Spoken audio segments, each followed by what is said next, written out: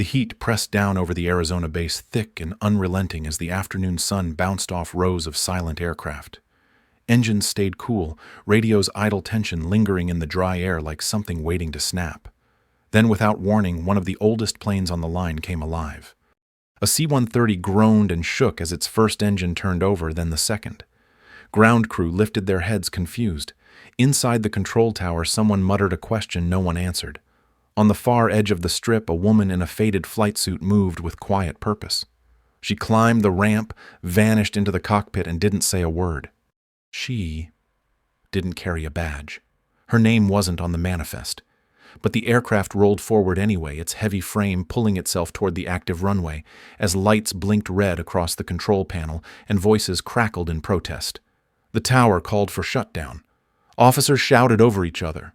No one moved to stop her. From above, the heat shimmered across the tarmac like a mirage. Down below, her hands stayed steady on the throttle, her gaze forward, unflinching. The plane gained speed, lifting dust in long spirals behind the tires. Then slowly, with the effort of something old but determined, it lifted off the ground. It climbed without clearance. No co-pilot, no orders, just a sound like thunder and a shape vanishing into desert sky. Later, no one could explain it fully, but everyone remembered the silence that followed, and 3 words that spread across the base without anyone saying them aloud. She flew anyway. Section 1. Introducing the main character, Evelyn Scott, the quiet force. Everyone overlooked. Evelyn Scott stepped off the bus and into the heat, her canvas bag slung over one shoulder, boots dusty from a walk no one noticed. She wore the same flight suit she'd worn for years, the name Patch long gone. The fabric faded at the seams. Her hair, streaked with silver, was pulled back in a low twist, neat but plain. At 52, Evelyn didn't move like someone trying to prove anything. Her pace was steady, her eyes sharp but soft around the edges. She had the kind of presence that didn't announce itself but somehow changed the air when she entered a room. Once, years ago, new cadets had stood a little straighter when she passed. Back then, her lessons were part of the standard flight curriculum, not just how to fly, but how to survive when the systems failed, when memory mattered more than screens. Young pilots still quote her without realizing it. She had trained in colder wars across tougher terrain when aircraft didn't talk back, and decisions had to be made on instinct. In a time when every move now is monitored, logged, and analyzed, she had been trusted to fly blind. Not because she was reckless, but because she was right, more than she was wrong. But years passed. Her students moved up. Systems changed. Software replaced judgment. Evelyn didn't complain. She just watched her name fall off the rosters, then out of the room altogether. The base she walked into now was familiar but not the same. It pulsed with urgency and unfamiliar jargon overrun by younger officers in crisp uniforms and fast talk. No one greeted her. No one expected her. In their eyes, she was a leftover from another era. She didn't argue. She walked past the glass offices, past digital boards flashing with status reports and updated flight logs. Her old C-130 sat parked at the edge of the strip, half-forgotten paint peeling in the corners. She stopped when she reached it like someone visiting an old friend. Inside her bag, folded between a manual and a notebook, was a hand-drawn map of canyon air currents and timing intervals. The same diagrams she'd used in training, sketched with pencil, adjusted by instinct. They weren't in the system anymore, but she had kept them.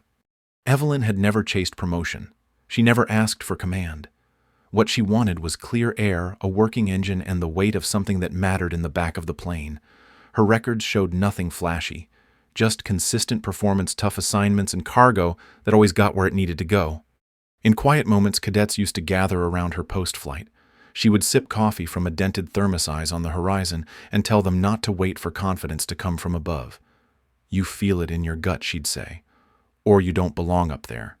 Now, as she stood on the tarmac, her presence meant nothing to the current command. They hadn't read her files. They didn't recognize her face. They saw an older woman in worn gear and assumed the rest.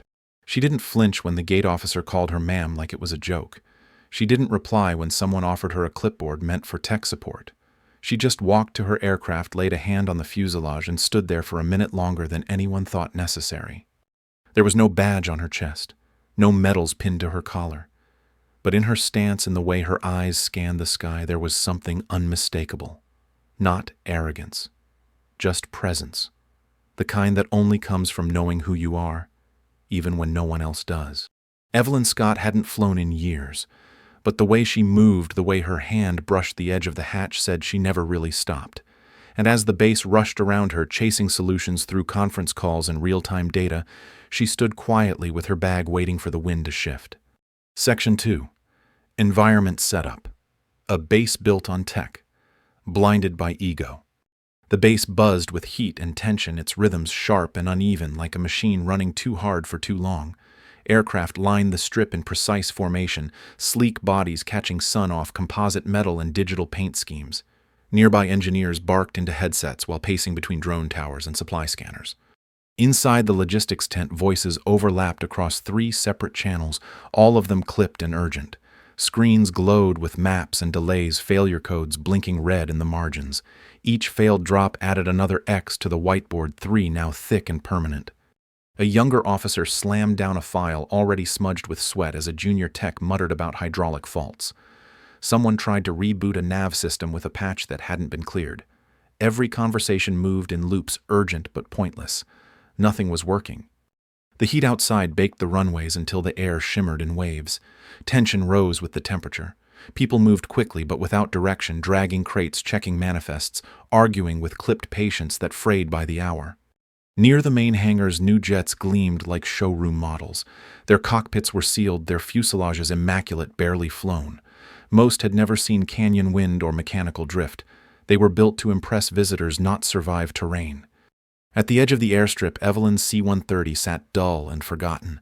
Its matte gray coat was streaked with dust. Paint flaked near the bay doors, the insignia ghosted from age. No one mentioned it. No one approached it. Younger techs passed her without slowing. Some glanced once confused, then looked away. Others didn't glance at all. Her presence wasn't threatening. It was irrelevant. Near the control tower, a cluster of junior pilots joked about her plane. One called it a prop from a museum. Another said they'd need a tow truck if she ever tried to move it.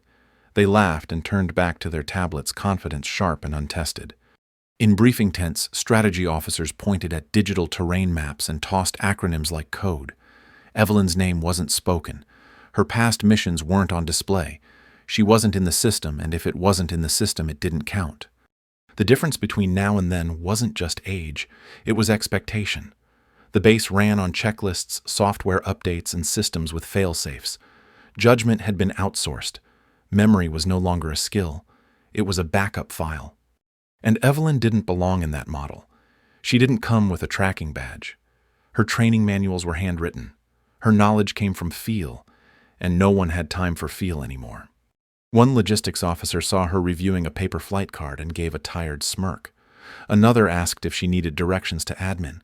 No one was cruel, not exactly, but dismissal didn't need cruelty. It just needed silence and a shrug. The storm front loomed dark on the edge of the range, low clouds thick with heat and wind. Pressure built with each passing hour. Radios buzzed and cut out. The base knew it had one more chance to run a supply drop before the weather locked the zone down. And yet, in every plan, every scenario, Evelyn was nowhere. She was a background object, a familiar shape no one counted. Her aircraft wasn't on the board. Her name wasn't on the schedule. The people who had once trained under her now issued new regulations she didn't sign. Her past victories had been archived, compressed, and deleted from active rotation. Her kind of flying didn't fit anymore. Still, she stood beside the C-130, one hand resting near the loading ramp, the other flipping through a worn-out manual. The pages curled at the corners. Her initials sat in the margin, barely visible. No one asked what she was doing. Around her, the base spiraled faster, louder, more disconnected. Pilots circled ideas with more speed than thought. Techs reset systems over and over, chasing green lights that didn't stay. Evelyn remained still, watching, waiting unnoticed. The crisis wasn't just the storm or the broken hardware. It was something deeper. A quiet belief that anything old was obsolete, and anyone not plugged into the network didn't count. And in that space, Evelyn Scott stood alone, not forgotten, not feared, just unseen. Section 3. Rejection and Ridicule. Subpart 3.1. Rejection. Evelyn stepped into the logistics tent holding her flight card, the paper slightly curled from heat and time. A junior officer sitting behind a folding desk glanced at it, then at her, his face unreadable. Without taking the card, he asked if she was lost. She handed it over without a word. He looked at it for less than a second, eyebrows raised in mock surprise. Someone behind him laughed and said, "Maybe she was just there to make coffee for the real cruise." The words hung in the air longer than they should have. Another voice joined in, not loud but sharp enough to cut. Something about the museum sending its exhibits back. Laughter followed, not mean exactly, but easy and cheap. She didn't respond. Her face didn't shift. She stood straight, hands at her sides, watching the officer sort through other documents like hers had never been there. He muttered that she wasn't on the manifest and tossed the card onto the desk without looking up. It landed half off the edge, fluttered once, then stayed. A tech behind her snorted and said she must have wandered into the wrong decade. No one stopped them. No one stepped in. The other pilots in the tent either looked away or smirked behind half-lowered tablets. Evelyn reached down, picked up her flight card, and slipped it back into her bag. She nodded once, not to anyone, just to herself. Then she turned and walked out. Outside, the wind kicked up dust in short bursts across the tarmac. Her boots left no sound on the gravel. She passed a group of crew unloading a fresh drone module. They didn't acknowledge her. She didn't slow down. She didn't flinch. She just kept walking toward her plane while inside the tent someone made another comment she couldn't hear. But the others did. And they laughed again. Subpart 3.2, Ridicule in Command. The command tent buzzed with voices layered over static maps pinned to boards and tension thick in the corners. Evelyn stepped through the flap and into the noise holding an update sheet in her hand. Heads turned, but no one welcomed her. A younger pilot glanced up and smirked. He pointed toward the far end of the strip and said something about the base putting museum pieces back in rotation. Another chimed in asking if they were doing Retro Week. Laughter broke out in small, controlled bursts. It wasn't loud, but it echoed. Evelyn didn't react. She moved forward calm and waited near a cluster of officers circling a relief map. She extended the update sheet toward Major Reeves. He took it without looking up. The paper sat between his fingers a moment, then he let it fall to the table. His eyes never left the screen in front of him. One of the logistics leads leaned back in his chair and asked if she'd come to offer suggestions from a training manual. A second officer joked about penciling her in for a nostalgic morale flight. More chuckles followed. Someone behind her muttered that this wasn't the era for analog heroes. She heard it. Everyone did. But no one stopped the drift of sarcasm that had taken over the room. She stood still, not defensive, not embarrassed, just present. Her hands rested by her sides. Her update sheet now lay forgotten under the corner of a keyboard. The command team went back to talking among themselves. They were already pivoting to Plan D. Her name wasn't mentioned. Her plane wasn't considered. A controller pulled up flight protocols on a screen listing the only available frames. Hers didn't appear. Her flight ID had been archived months ago. She watched them circle around the same problems, chasing the same failed paths. The briefing board behind them still held 3 red X's. The storm outside wasn't waiting. No one asked why she was there. No one looked at her twice after the jokes were done. She turned and left the tent quiet as she entered. Outside, the wind shifted again. Her aircraft sat alone near the edge sun fading against its frame. From behind, one voice called out that maybe she'd flown in by mistake. But Evelyn didn't turn around. She kept walking her steps steady, her silence heavier than anything they said. Section 4. Her preparation. 1 plane. 1 woman. 0 approval. Evelyn reached the ramp of her C-130 just as the sun dipped behind the hangars. The light hit the aircraft at an angle that made its scuffed skin look almost bronze. She placed her hand on the edge of the cargo bay and stood still for a moment, just feeling the metal under her fingers. She climbed aboard without hurry. Her boots thudded softly on the deck as she walked toward the flight panel, eyes already scanning familiar shapes. The air inside smelled of dust, oil, and time. She began with the cables. One by one, she traced them back to their housings, tugged, gently checked for wear. The tension in her movements wasn't nervous. It was memory working in motion. The straps holding the supply crate were old, but strong. She tested each buckle, each knot, looping them twice the way she always had.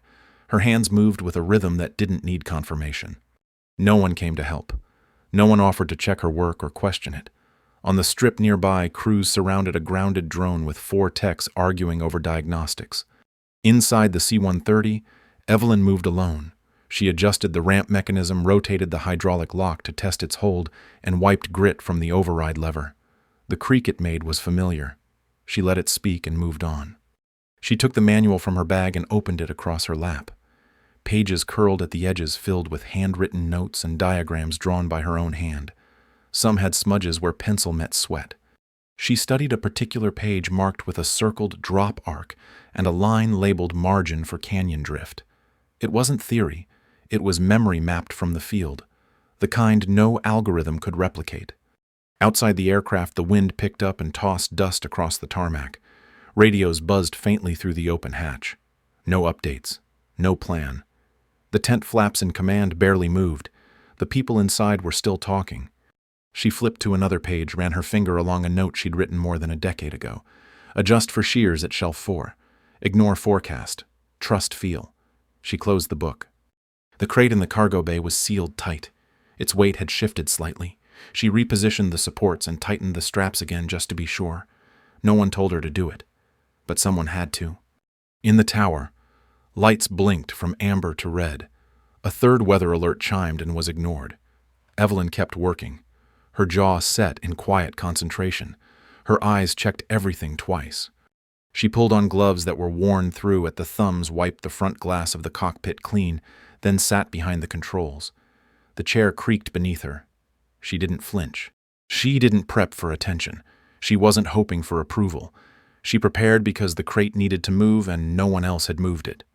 She went through the checklist aloud but softly, her voice barely more than breath, like someone recalling a song from childhood. She didn't need the list, but saying it grounded her. A shadow passed near the aircraft as a young crew member walked by. He glanced inside, saw her flipping switches, then kept walking. He didn't speak. He didn't stay. She tested the emergency release. Twice. Then again. Each click felt right. Not from instruction, but from long-formed habit. Her body knew what to expect. In the background, the command tent flickered with indecision. Every plan sounded good until someone asked who would fly it. That's where the talking stopped. Evelyn folded her manual and slid it into her bag. She stood and took one long look across the bay, checking every latch, every seam. The plane wasn't pretty, but it was ready. She stepped back to the ramp and looked out across the airstrip. Nothing had changed. The same noise, the same problem. But inside her aircraft, everything was in place. She lowered herself onto the edge of the cargo bay and sat with one leg hanging. The wind tugged lightly at her sleeves. Her fingers rested on the rivets next to her, smoothed from years of use. She wasn't waiting for orders. She was waiting for the moment. And when it came, she'd already be prepared. Section 5. Mission Twist, Subpart 5.1. Unscheduled Takeoff. The first engine kicked in with a low growl, rough and heavy like something waking after too long. A cloud of dust lifted around the wheels. The second engine followed smoother this time, drawing attention from nearby crews who turned toward the sound without meaning to. Inside the tower, a controller sat up straight and asked who had activated Delta 2. There was no answer. The manifest showed nothing scheduled. The airstrip log was blank. The third engine spun up. People started to move. Radios crackled across channels. One voice barked a call for visual confirmation. Another demanded immediate shutdown. No one knew who was in the cockpit. The fourth engine caught loud and full. Evelyn eased back from the panel eyes, scanning the gauges like she had 100 times before. She didn't flinch at the red warning that blinked above her throttle. No clearance. No comm. No co-pilot. She slid the unsigned flight card under the edge of the console. Neat. Centered. Then she pushed forward. The C-130 rolled forward with weight and purpose, its wheels groaning against the concrete. At the tent, someone shouted that the plane wasn't cleared to taxi. Others spilled outside, caught off guard, stunned by the movement. Voices rose in confusion. A junior officer ran toward the strip, hesitated, then stopped in place. Inside the control tent, commands clashed. Shut it down. Flag her. Detain. Nobody moved fast enough. The base hadn't seen this before. It had no plan for someone who didn't ask. No procedure for a pilot who simply went. She turned onto the runway without slowing. The tower lights blinked red. The control booth shouted her call sign. Still she said nothing. A final voice cut through the channel, sharp and loud. "This is a direct order. Stand down immediately." The radio stayed silent. Evelyn's hands rested on the throttle. Her jaw was tight, not from nerves but from decision. Her eyes watched the windsock flutter under the weight of the storm. Then she pushed. The aircraft surged forward, engines howling against gravity. The wheels bumped hard at first, then smoothed. The base stood still, watching a ghost come back to life. At the edge of the airstrip, someone reached for a camera and didn't press the button. Someone else stepped back without realizing it. She didn't look down. She didn't wave. She didn't need to be seen. Her focus narrowed to speed, wind, and weight. The tires lifted. The air caught the frame. The C-130 pulled free of the ground, dragging its shadow behind like something untethered. The tower fell silent. She was gone, in the sky, without approval, without backup, but fully in control. Subpart 5.2, The Drop. The canyon opened ahead like a split in the earth, deep and jagged with no margin for error. Evelyn dropped altitude fast, letting the C-130 sink just above the treetops. She kept her hands light on the controls, not forcing the plane, just guiding it. There were no signals, no radar echoes, no mapped elevation pings, just memory, just instinct. The wind shifted hard off the ridgeline. She felt it before she saw it, the left wing dipping under pressure. She nudged the rudder, tapped the throttle, kept the frame level. Inside the bay, the crate held firm, secured by her own ties and checks. The parachute cords were tight, packed by hand, measured by habit. Nothing about this drop had been digital. Turbulence hit again. A sharp jolt rattled the cockpit. A panel above her shoulder vibrated, its old bolts groaning under stress. She didn't blink. She leaned forward and watched the shadows shift across the rock shelf. Her stopwatch was cracked but running. She clipped it to her harness and reset it with one press. Ahead, the drop zone came into view. Barely. A patch of tarp and faded signal paint carved out between trees and slope. No beacon, no tech, just a place someone had cleared by hand. She counted backwards from 5. Her voice didn't break the cabin noise. She just mouthed the numbers, eyes on the terrain. She adjusted pitch, tilted for drift. At 2, she reached for the release lever. Her right hand curled around it, steady and sure. At 1, she pulled. The crate shot back on its rail. The lock disengaged with a solid clunk. Air filled the cargo bay as the ramp dropped wide behind it. For a second, the chute caught and collapsed. Then it bloomed open scarlet against the blue-gray sky. The crate spun once, then leveled. She couldn't see the ground. But she knew. The angle was right. The wind correction held. The chute had stabilized before the canyon narrowed. She raised the ramp, closed the bay, and leaned into the throttle. The aircraft climbed slow, pushing against tired air and gravity. She didn't speak. She didn't smile.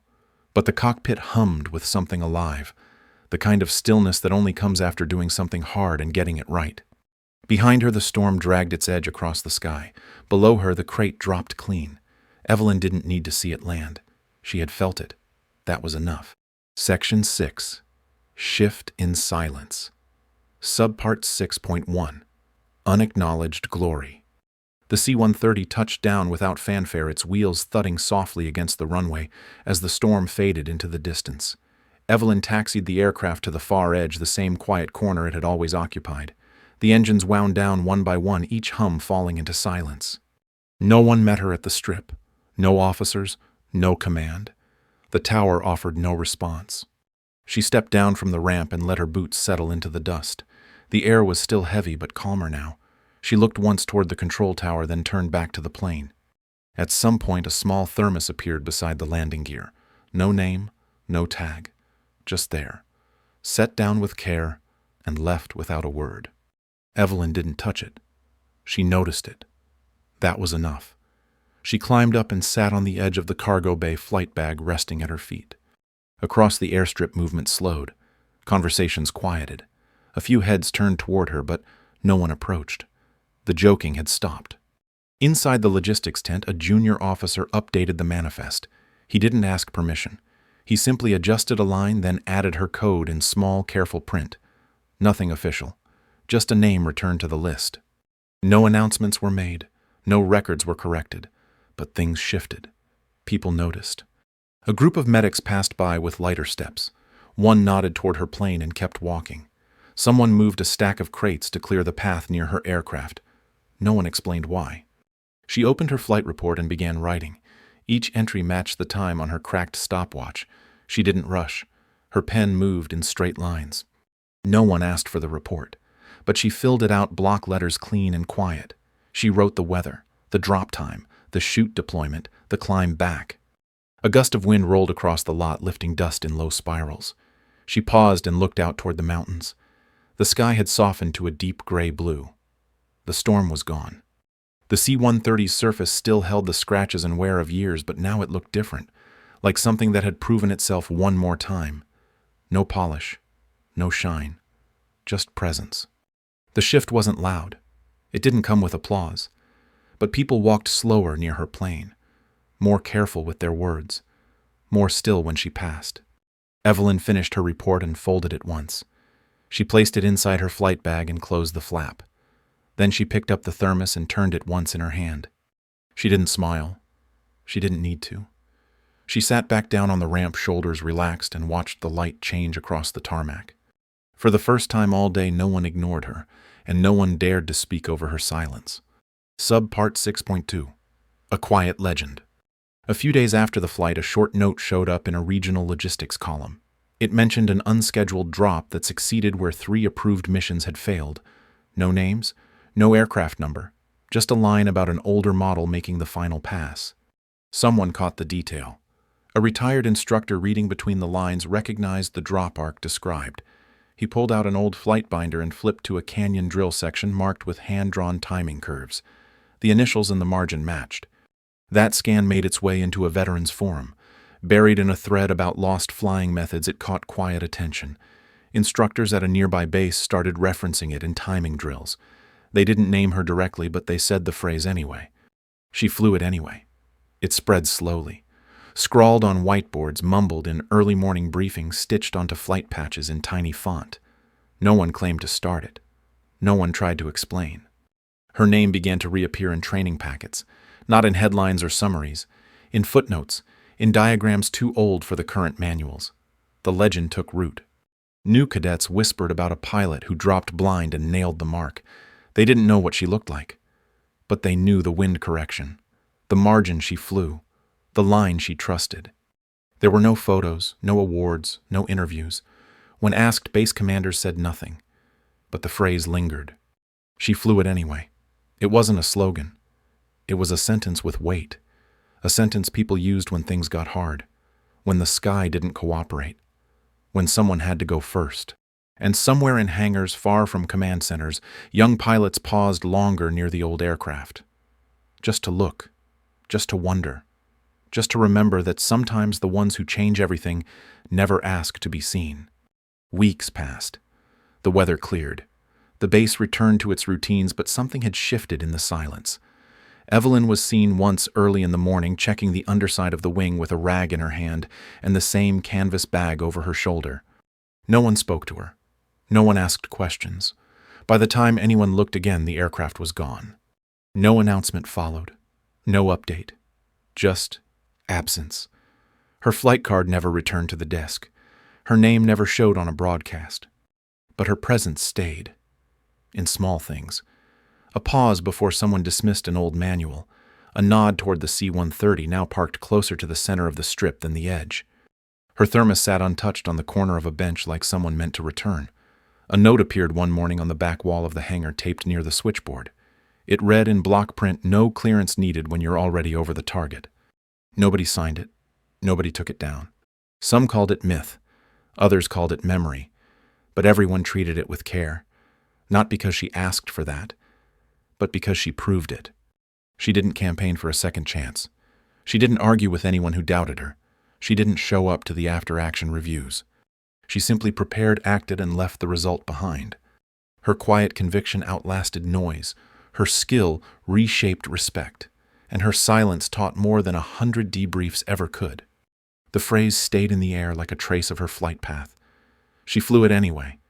They say it now when the plan falls apart, when the tech goes dark, when someone has to go first. She didn't need applause, just altitude. If you've ever been overlooked, if you've ever felt invisible in a room full of noise, if you've ever done what needed doing without waiting to be told, then maybe you already know the kind of strength she carried, quiet, steady, unshakable. And if her story stayed with you, share it with someone who needs reminding that you don't have to be loud to be heard. You just have to fly your course even when no one's watching.